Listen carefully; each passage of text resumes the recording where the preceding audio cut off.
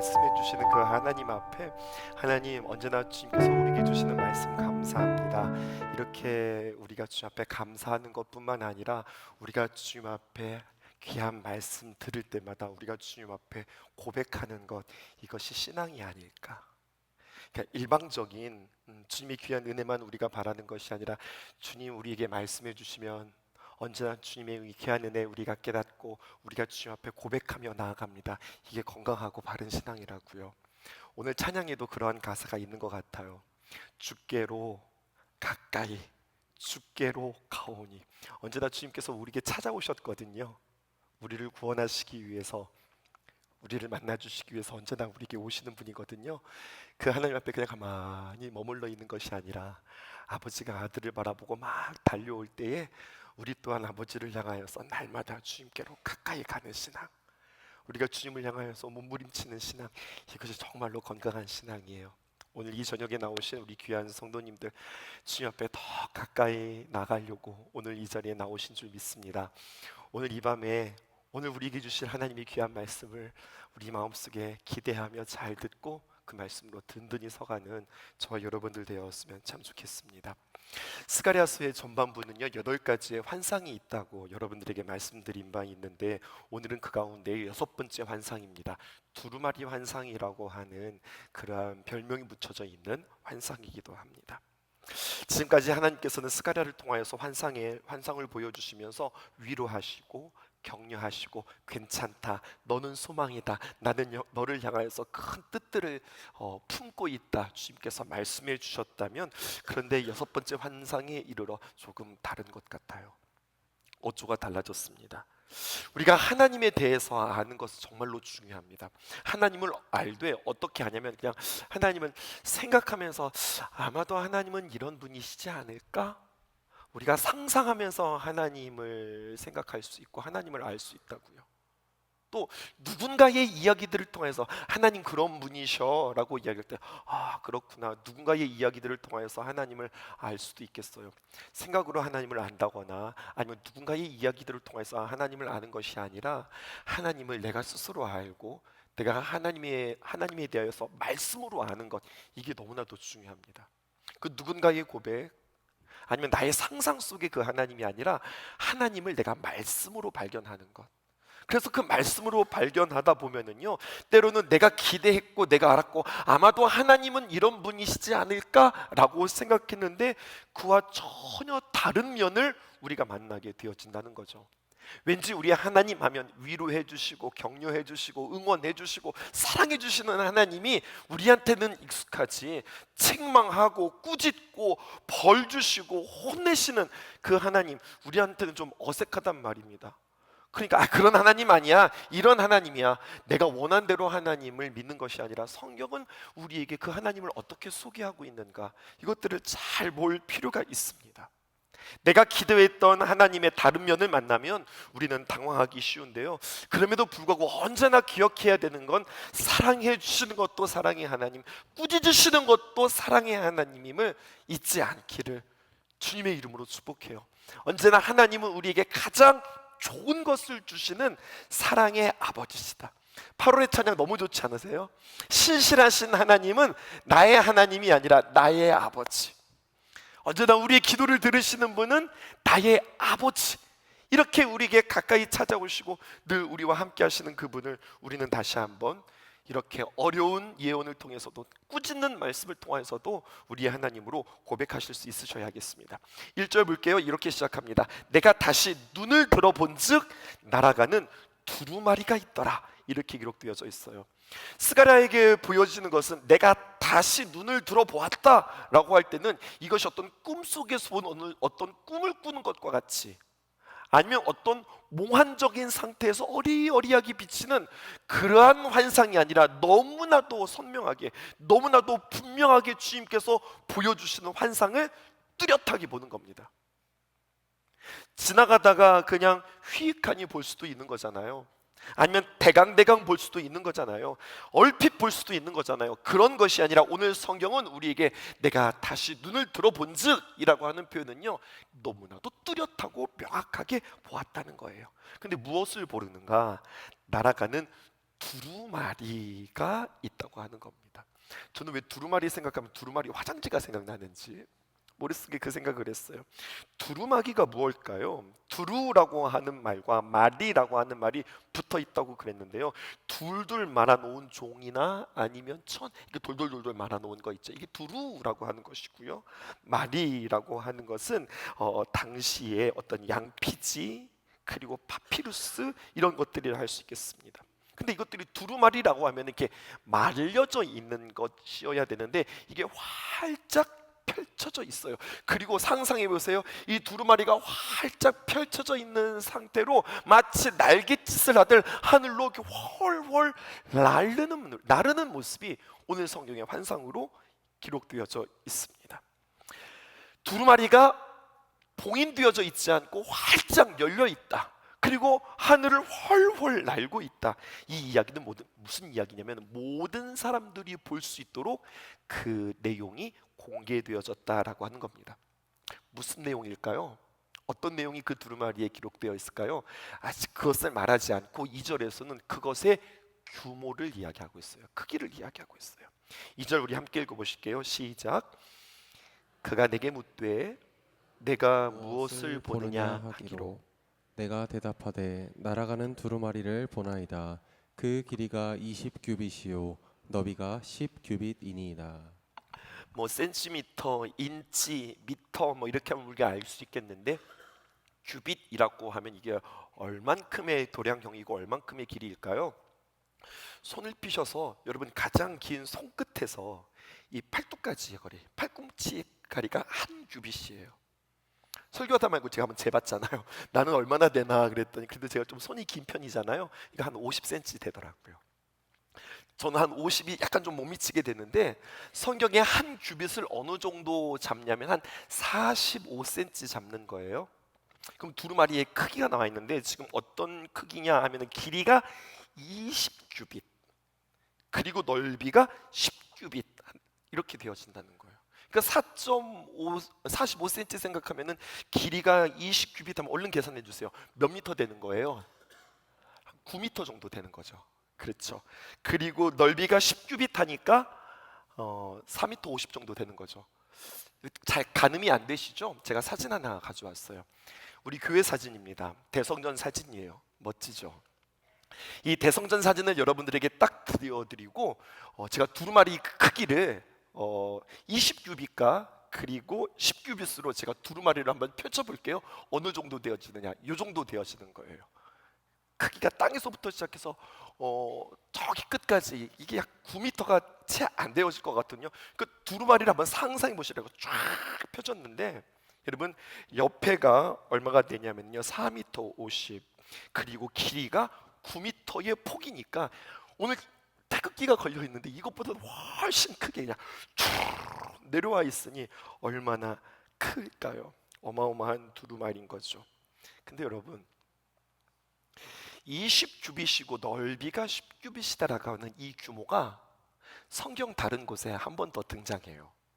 거기가 어디냐면 열왕기상 6장 3절에 보면 솔로몬의 성전을 이야기하면서 요 크기가 동일하게 표현되어져 있습니다. 여러분 한번 보실까요? 열왕기상 6장 3절에 있는 말씀입니다. 솔로몬 왕이 여호와를 위하여서 건축한 성전은 성전 크기예요. 길이가 60규빗이요 넓이가 20규빗이요 높이가 30규빗이며 이렇게 하면서 이 성전의 겉 규모를 이야기하는 거예요. 그 다음에 3절에 보니까 이렇게 기록되어져 있습니다. 띄워주실까요? 3절에 성소 앞에 주랑이라고 나와 있습니다. 근데 이 주랑의 길이는 성전의 너비와 같이 20규빗이요 너비는 성전 앞에서부터 10규빗이다. 20규빗과 10규빗의 규모가 나와 있죠. 이 주랑이라고 하는 것은 영어로 뭐라고 하냐면은 포르티코 이렇게 표현되어져 있더라고요. 어렵죠. 이게 뭐냐면 건물 입구에 기둥으로 지지되어져 있는 지붕이 덮여 있는 현관 부분을 이야기하는 거예요. 사실 이 그림은 약간 아쉬워요. 생각보다 조금 작게 사파가 그려졌으면 저보다 훨씬 더 높지요. 높이가 9m가 되어져야 하니까 여러분, 솔로몬 성전의 성소로 들어가는 현관의 규모가 이 두루마리의 크기하고 똑같은 겁니다. 보통 성전의 입구에서 무엇을 했는가? 하나님의 말씀 두루마리 성경을 낭독했습니다. 그러니까 지금 이 날아가는 두루마리는 무엇을 보여주는 것이냐면, 아직 성전이 재건되어지지 않았지만 성전이 재건되어지면 그 앞에서 펼쳐질 하나님의 말씀, 율법의 말씀을 하나님께서 그들에게 이미 미리 보여주시는 것이라 할 수 있겠어요. 아, 규모가 이렇구나 알 수 있으니 이제 그 안에 크기가 중요한 게 아니라 사실은 내용이 중요한 거잖아요. 뭐라고 기록되어져 있는지 보십시다. 3절에 있는 말씀입니다. 함께 읽어보실게요. 시작. 이는 온 땅 위에 내리는 저주라. 도둑질하는 자는 그쪽 글대로 끊어지고 맹세하는 자는 그 저쪽 글대로 끊어지리라 하니. 무슨 말이 적혀 있을까 생각했는데 축복의 말이 아니라 저주의 말이었습니다. 많은 글이 적혀 있을 줄 알았는데 아니요, 많지 않았습니다. 간단한 이야기였습니다. 도둑질하는 자는 이쪽 글대로 끊어지리라. 쉽게 말하면 이겁니다. 도둑질하는 자 끊어진다. 또 뭐라고 적혀져 있습니까? 한쪽 면에는 맹세하는 자 끊어진다. 이게 이쪽 글에 저쪽 글에, 그러니까 양면으로 어쩌면 이 글이 적혀 있는지도 모르겠습니다. 우리가 요한계시록을 새벽에 묵상했는데요, 요한계시록을 우리가 묵상하면서 그렇게 이야기했던 것 같아요. 우리 주님께서 천군 나팔 소리와 함께 재림하시는 그날 주님께서 우리에게 오실 때 우리는 구원의 날임과 동시에 세상 사람들은 심판의 날이 된다. 여러분들에게 그렇게 말씀드린 적이 있어요. 하나님에게 우리에게 오시는 것은 하나님을 따르고 그의 백성된 자들을 구원하시려고, 그들을 맞이하시려고 이 땅에 오시지만 동시에 마치 동전의 양면처럼 하나님을 거역하고 그들이 교만하고 하나님을 배반하고 우상 숭배했던, 하나님을 따르지 않고 세상을 따랐던 그들에게는 그날이 그 뜻을 버린 자 심판의 날로 그들에게 임하는 거예요. 오늘 이 두루마리의 말씀이 그렇습니다. 하나님의 말씀이 받아들여지는 자에게는 이게 복이지만 그 말씀을 잃어버리고 그 말씀을 외면하는 자에게는 여러분 이것은 저주가 되는 겁니다. 저주의 말씀이지만 우리에게는 기회의 말씀이요, 하나님께서 우리를 깨우시는 귀한 말씀이라 할 수 있겠습니다. 그러니 저주의 말도 복의 말도 다 우리에게는 어떻게 받으면, 하나님의 귀한 사랑으로 받고 하나님의 귀한 말씀으로 받으면 그것은 다 우리에게 복된 말씀이라는 거예요. 무슨 저주가 적혀 있다고 그랬어요? 도둑질하는 자는 끊어지고 맹세하는 자는 끊어진다 라고 하는 표현이죠. 스가랴 여러분들에게 개요를 전하면서 이 부분을 사파로 여러분들에게 보여드린 적 있습니다. 6번째 재앙인데요, 그림을 이렇게 그리고 있습니다. 3절 하반절에 보니까 이렇게요. 도둑질하는 자는 이쪽 글대로 끊어지고 맹세하는 자는 저쪽 글대로 끊어지리라 하니. 바이블 프로젝트는요, 이 그림을 어떻게 드리냐, 두루마리가 마치 사람을 칭칭 감아서 말입니다. 이 말씀이 그들을 이렇게 포박하는 것처럼 그림을 그려놓았어요. 그 두루마리에는요 복잡하게 여러 가지 말씀이 적혀져 있는 게 아니었습니다. 도둑질하는 자는 끊어진다, 맹세하는 자는 끊어진다. 근데 여러분 이게 무슨 말일까요? 도둑질하는 자, 맹세하는 자는 누구일까요? 여러분 우리들에게 많은 죄들이 있어요. 우리가 얼마나 많은 수많은 죄의 항목들이 있을까요? 근데 성경은 오늘 두루마리는 그냥 딱 2가지만 이야기하는 것 같아요. 뭐 도둑질하는 자 너희들 망할 거야, 맹세하는 자 망할 거야. 왜 유독 이거만? 세상에는 수많은 죄들이 있는데 뭐 교만한 죄, 또 음란한 죄뿐만 아니라 우리 삶 속에서 얼마나 수많은 죄악의 모습들이 있을까요? 그래서 성경은요 딱 2가지만 이야기하고 있어요. 도둑질하는 죄, 그리고 맹세하는 죄. 그런데요 여러분, 이 2가지의 항목은 성전을 재건하지 않고 지금까지 미적미적했던 이스라엘 백성들의 대표적인 죄를 지적하는 것뿐만 아니라, 도둑질하는 죄가 무엇일까요? 하나님께서 그들을 70년간을 포로 생활 가운데 귀환시켜 줬는데 그들이 포로에 돌아와서 학개 선지자가 목이 터지도록 이야기했던 것, 너희들의 살 집, 너희들이 누려야 될 것에 대해서는 다 투자하면서 하나님의 집, 하나님을 예배하는 장소, 그것에 대해서는 너희들이 뒷전이구나. 내 것에만 관심을 두고 하나님의 것에는 관심이 없는 것, 너희들이 지금 도둑질하고 있구나. 그들의 죄를 책망하는 모습이었습니다. 맹세하는 것은 무엇이었습니까? 하나님의 전을 지키로 맹세하고 일을 시작했는데 지금 여러 가지 많은 방해와 어려움이 있자 16년이라고 하는 세월들이 멈추었어요. 그리고 그들이 하나님 앞에 했던 그 맹세들에 대해서 새까맣게 잊어버렸어요. 하나님 앞에서 하나님, 우리가 성전을 지켰습니다, 우리가 성전을 사랑합니다, 하나님을 사랑합니다 라고 이야기는 했으나 아무 이유 없이 내 기분이 나쁘다고, 내가 지금 형편이 어렵다고, 내가 지금 상황이 어렵다고 막 밀어두는 것, 이것이 거짓 맹세 아니겠는가?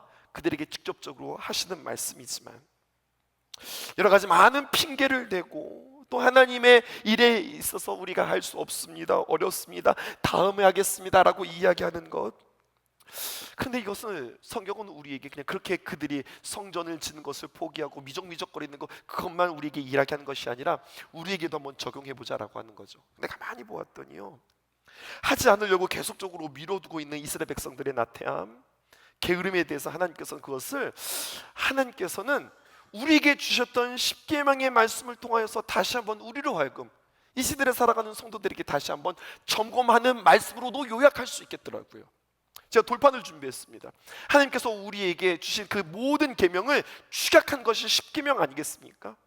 전에 여러분들에게 말씀드렸지만 이 두 돌판이 있는데 한 편에 5개, 한 편에 5개가 아니라 내용으로 본다면 띄워주시죠. 한 편에 4개, 한 편에 6개가 맞습니다.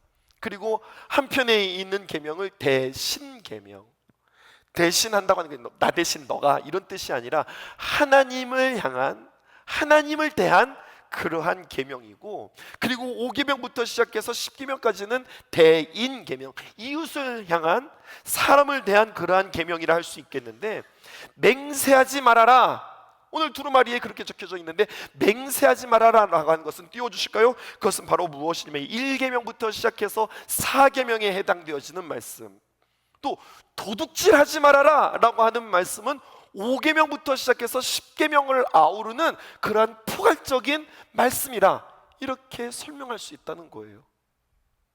좀 억지 아니에요? 라고 생각하는데 여러분 조금 더 한번 설명을 들어보세요. 대신 계명에 대해서는 시간이 없으니까 우리 나중에 설명하도록 하고요. 우리 5째 계명부터 시작해서 10번의 계명을 보면은요, 이렇게 시작되어집니다.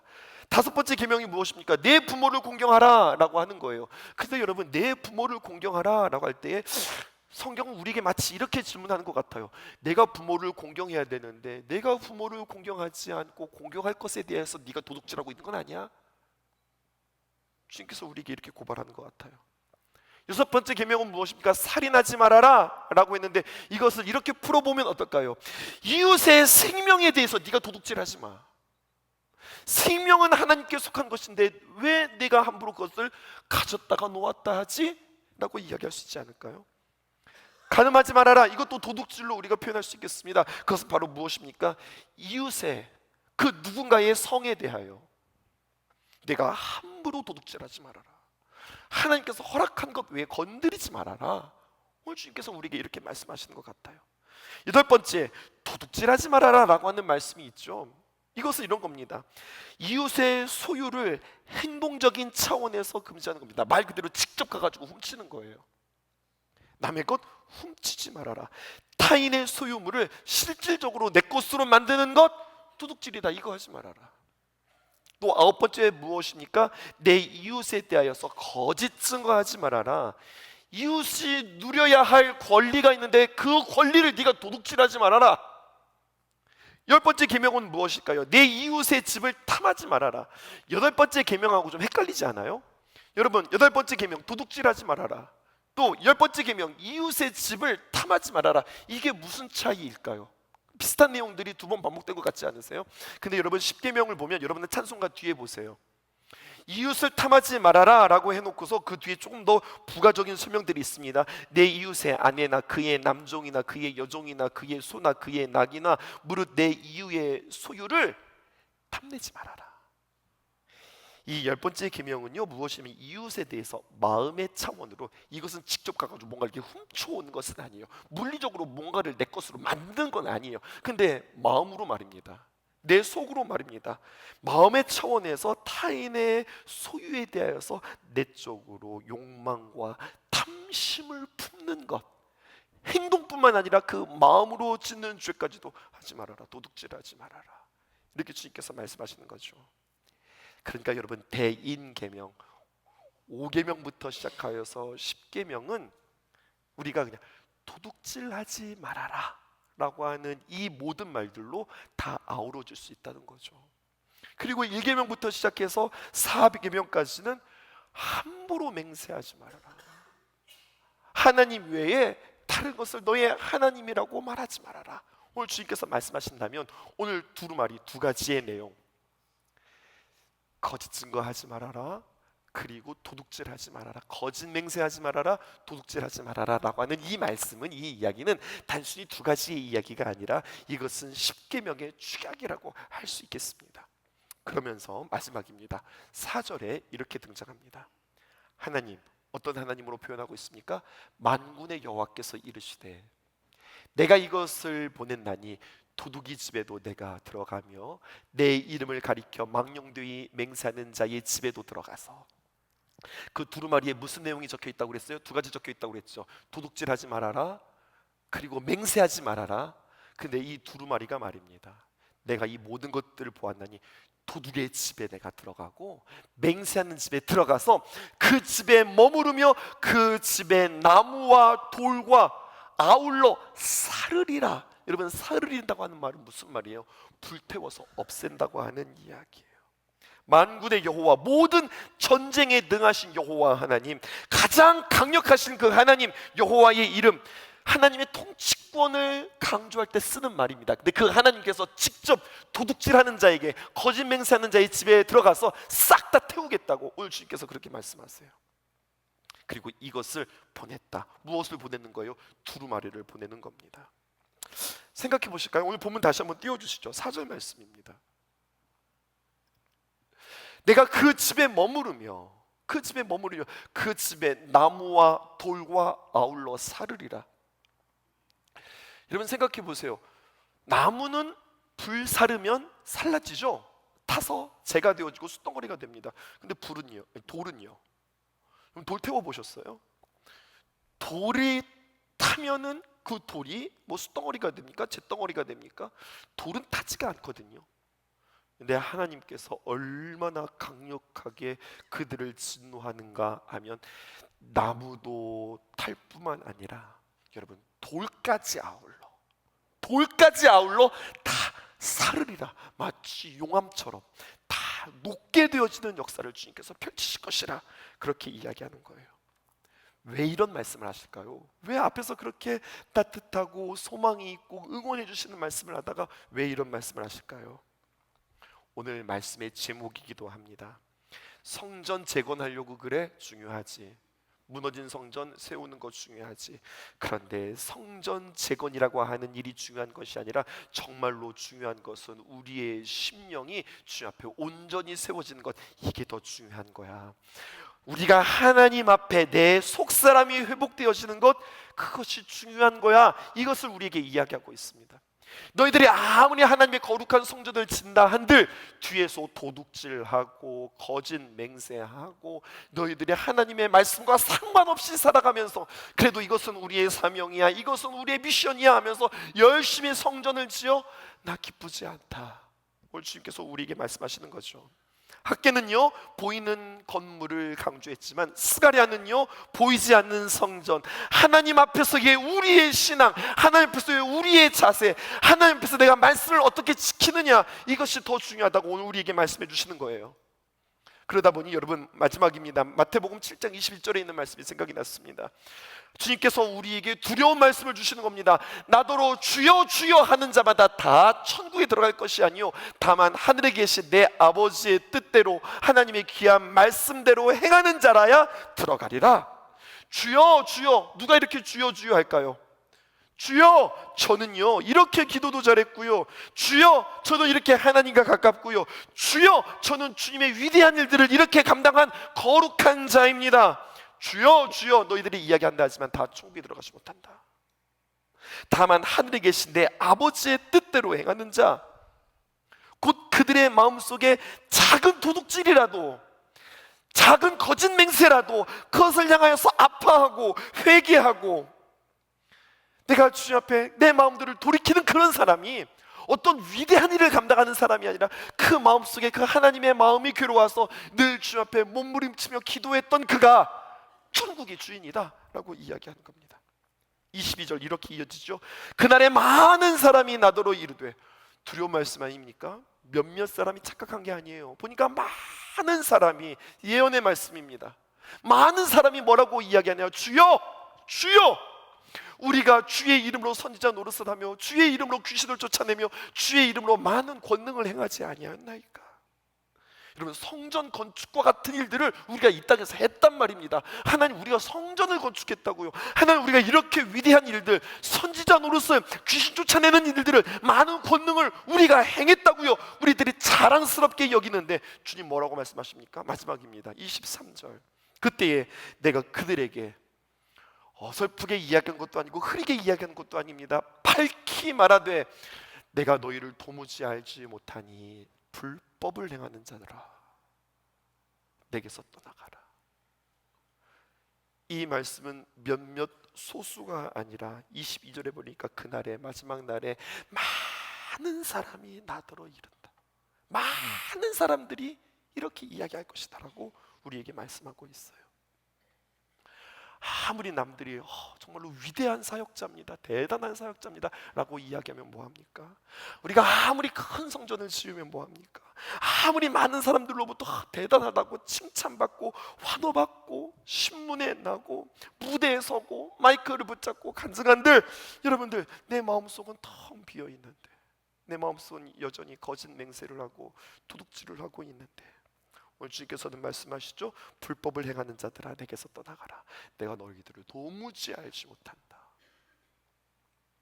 십계명의 귀한 말씀, 그 말씀의 귀한 계명, 하나님께서 우리에게 주신 하나님의 삶의 귀한 지침이라고 생각하고, 그 말씀 적지도 않죠.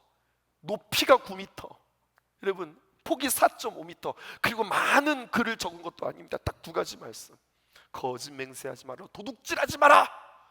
주님께서 이 말씀을 그들에게 환히 보여주시고 활짝 펼쳐주시고, 너희들은 이 말씀에 대하여서 어떻게 살아가고 있어? 라고 주님께서 말씀하실 때에 주님 앞에, 이 말씀 앞에 하나님, 내가 정직하기 원합니다 라고 고백하는 자, 그가 바로 오늘 성경에 여러분들에게 제목으로 기록되어진 바와 같이 성전보다 더 중요한 게 성결이다. 오늘 오전의 말씀과 함께 연결되어지는 말씀이죠. 너희들이 요단강을 가려거든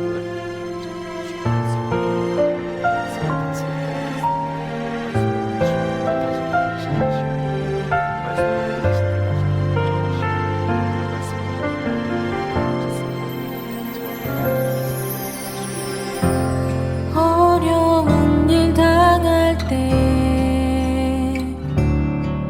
나의 믿음 적으나